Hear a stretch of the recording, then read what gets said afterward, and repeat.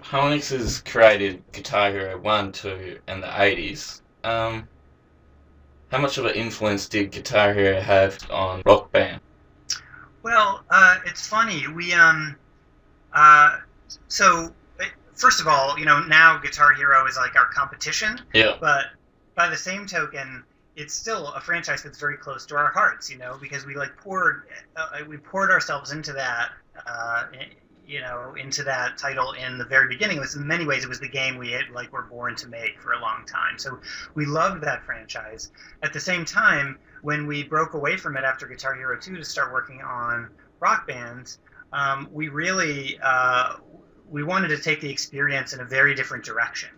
So first of all, uh, Guitar Hero was all about kind of a solitary, just guitar experience, but there was this whole layer which was missing, which was the full band kind of social experience that we wanted to go after. There was also aspects of it like personalization. Like Guitar Hero was all about these pre-crafted characters, where we really wanted to create this character system to let people kind of create their own personal avatars, rock avatars, and kind of watch them play out in rendered environments and whatnot. So, and even in terms of the musical sensibility, Guitar Hero was sort of early on, it was very like hard rock and metal, like meat-headed rock, and that was like what it was all about. Whereas with Rock Band, we wanted to go for a much broader audience and just sort of go after all kinds of different rock music, and so creatively, like while Guitar Hero was like our roots, and we loved those roots, when we pivoted to Rock Band, we wanted to take it in a pretty different direction in terms of what it felt like to play the game.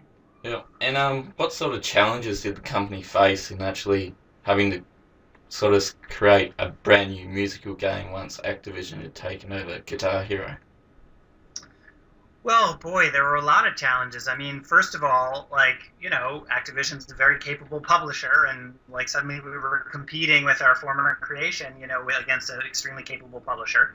But then, even setting that aside, just the challenge of building Rock Band, I mean, it was crazy. Like, first of all, like we needed to make a great guitar game, but we also needed to make a great singing game, and we needed to make a great drumming game, and we needed to make a great multiplayer game where all those things fit together, plus this whole character system, plus network gameplay, plus we had never made hardware before. We had never made a single peripheral. Red Octane had done that before, so we had to learn how to make hardware. We had to do all of this like in a year, and we weren't just making a little bit of it. We were making like millions and millions of units of it. And so that year, like the people who were on that team, like it felt like we aged 10 years in the year and a half, that we spent getting ready to build Rock Band or building Rock Band. And the funny thing was, like, even as successful as Guitar Hero had been at that point, on the eve of launching Rock Band, we really didn't know if it was going to be successful. I mean, we knew that we loved the game, but it was priced at like $170 US.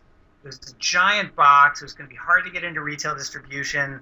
Like, we just didn't know if we could convince millions of people to spend $170 on a video game that three or four people would have to play. It was like it was a bit of a Hail Mary pass, and so we were quite nervous, but thankfully people showed up to play the game, and kind of the rest is history.